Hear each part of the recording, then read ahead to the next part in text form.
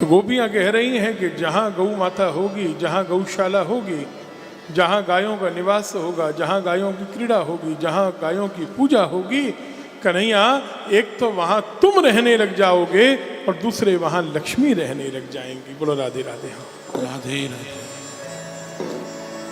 ये हमेशा ध्यान रखना कि गाय का पालन करने से हम गाय पर उपकार नहीं कर रहे, हम अपने पूर्वजों को भी तार रहे हैं, मुक्त कर रहे हैं।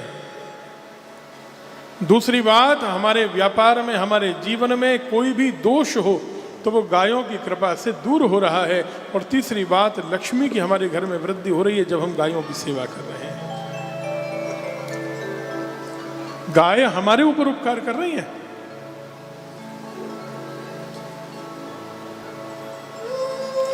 ये उनका उपकार है कि वो हमारे हाथ से कुछ खा ले रही हैं। बोलो राधे राधे।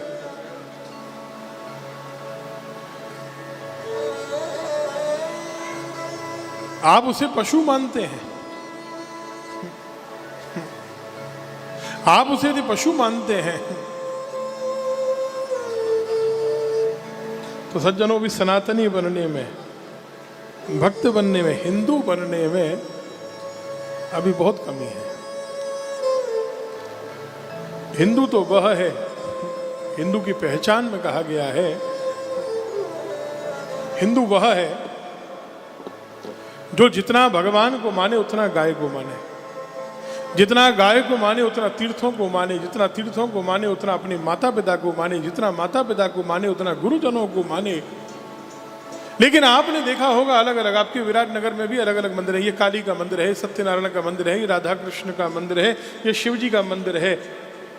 अलग अलग मंदिर हैं, जिस मंदिर में जाओगे उसी देवता का दर्शन होगा। सनातन धर्म मंदिर होगा तो उसमें 15-20 तरह के देवताओं का, अलग अलग देवों का दर्शन हो जाएगा।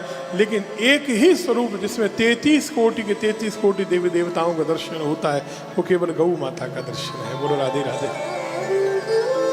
अगर आप गौ माता की सेवा कर रहे हैं तो इसका अर्थ ये हुआ कि आपको फिर किसी और मंदिर में जाने की आवश्यकता, इसका तात्पर्य गलत मत लीजिएगा कि आप सब मंदिरों में जाना बंद कर दो। हमने ये नहीं कहा, बहुत से लोग बोलेंगे आज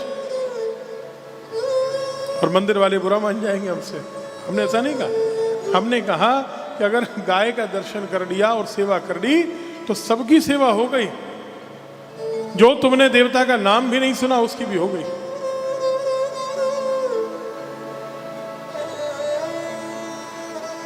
आपने सुना होगा कि जब गाय के अंदर देवी देवता अपना स्थान लेने लगे, लक्ष्मी जी को, सरस्वती जी को आने में देर हो गई, स्थान नहीं मिला।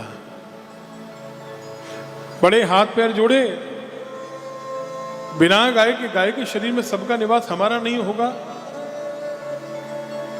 तो अपमान हो जाएगा। बड़ी कठिनाई से भगवान ने वास दिया है। कहां दिया है बोलो? गाय के थनों में, दूध में सरस्वती का वास है और गाय के गोबर में,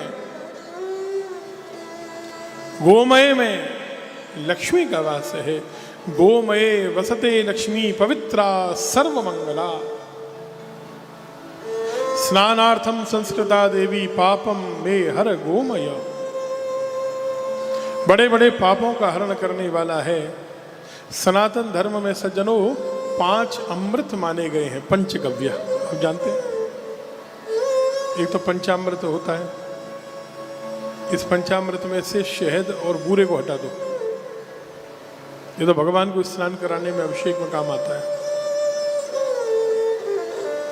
एक पंचगव्य होता है, गाय के द्वारा प्राप्त 5 अमृत, दूध, दही, घी, गोबर और गोमूत्र। तुम्हें अगर उससे गंध आती है थोड़ा सा डालो, बाकी तो उसका एक निश्चित अनुमान वो है, क्राइटेरिया निश्चित है कितना मिक्स करना है। फिर भी ठीक है, तुम एक एक बूंद तो डाल सकते हो ना।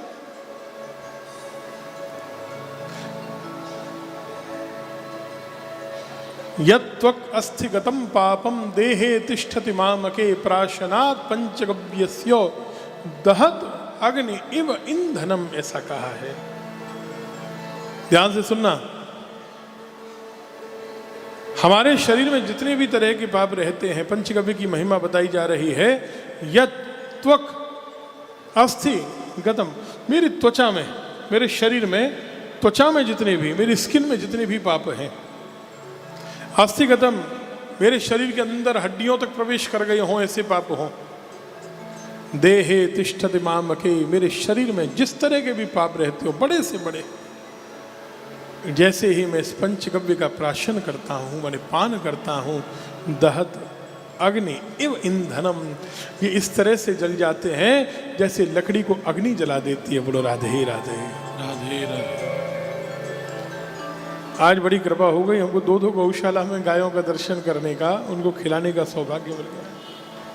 रोटी भी आपकी थी, गुड़ भी आपका था, हरा चारा भी आपका ही था, हमारा कुछ नहीं था, लेकिन शरीर तो हमारा ही लग गया। बोलो राधे राधे राधे राधे। हाँ, रोटी कोई बना लाया, शर्मा जी के यहाँ से आ गई रोटी गुड़, और हरा चारा पृथ्वी जी ने और इनके परकर ने, और गौशाला वाले शंकर जी आदि इनके परकर ने दे दिया। वहाँ जब रंगीली गए तो रंगीली में गौशाला वालों ने दे दिया रोटी आदि, अपना कुछ नहीं था, लेकिन गौ माता की कृपा थी ना, हाथ तो अपना ही लगा ना। बोलो राधे राधे।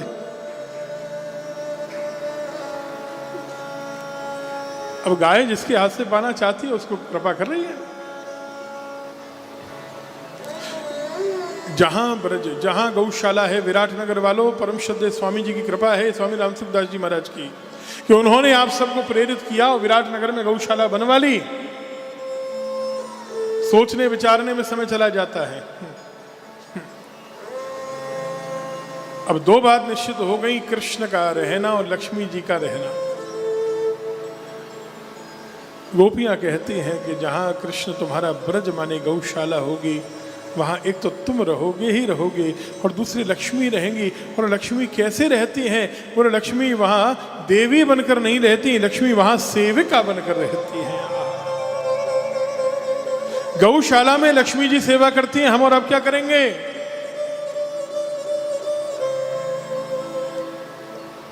आप गौशाला में जाओ तो सबसे पहला काम करना, बुहारी लेके जाना, या वहाँ बुहारी लेना, भले ही 2 बार लगाना, 2 बार झाड़ू इधर उधर कर देना, अपने हाथ से करना। ये लक्ष्मी जी की जैसी सेवा हमको प्राप्त होगी तो लक्ष्मी हमारे घर में कृपा करेंगी ज्यादा। बोलो राधे।